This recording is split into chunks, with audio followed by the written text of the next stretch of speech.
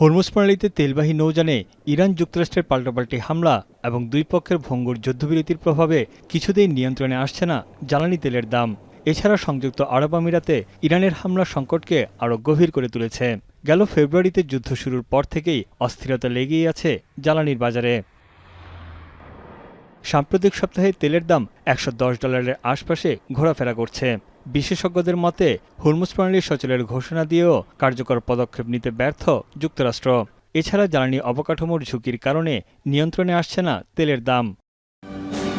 সংকট সমাধানে ভেনেজুয়েলা থেকে কয়েক কোটি ব্যারেল জ্বালানি তেল আমদানির ঘোষণা দিয়েছেন মার্কিন প্রেসিডেন্ট ডোনাল্ড ট্রাম্প। দেশটির জ্বালানি খাতের সঙ্গে সম্পৃক্ততা আরও গভীর করছে ওয়াশিংটন। ট্রাম্পের দাবি, যুদ্ধ বন্ধ হলে তেলের দাম দ্রুত কমে আসবে।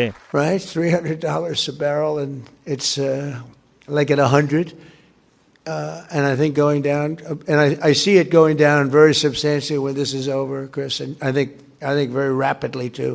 বিশ্লেষকদের মতে যুদ্ধে যুক্তরাষ্ট্র এবং ইরান দুই পক্ষই ক্ষতির মুখে পড়েছে। একদিকে ইরানের ভঙ্গুর অর্থনীতি যেমন চাপে রয়েছে, তেমনি খাদ্য ও জ্বালানির দাম বাড়ায় ভুগছে মার্কিন জনগণ। ট্রাম্পের একগুঁয়েমি বিশ্ব অর্থনীতিকে বড় ধরনের সংকটের দিকে টেনে নিয়ে যেতে পারে বলে মনে করছেন অনেকেই। Iran is under tremendous pressure, but so is the world. The international community is telling Trump to fix this and to stop this war, but he seems determined.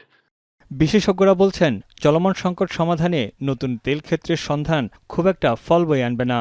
কেননা মূল সংকট তেল খনন প্রক্রিয়া, যা অত্যন্ত জটিল ও ব্যয়বহুল। 2026 সালে খনন করা কূপ থেকে উৎপাদন আসতে পারে 2036 সালে। তাই তেলের দাম কেবল $90 নিচে থাকলেই এ ধরনের দীর্ঘমেয়াদী বিনিয়োগে আর্থিকভাবে লাভবান হওয়া সম্ভব। এদিকে মধ্যপ্রাচ্যে নতুন করে উত্তেজনা দেখা দেয় উদ্বেগের মধ্যে বিনিয়োগকারীরা, যার প্রভাব পড়েছে মার্কিন শেয়ার বাজারে। যুক্তরাষ্ট্রের ডাও জোন্স, S&P এবং নাসদাক প্রধান তিনটি সূচকই পতনের দিকে। তানভীর জানি, এখন বিশ্ব।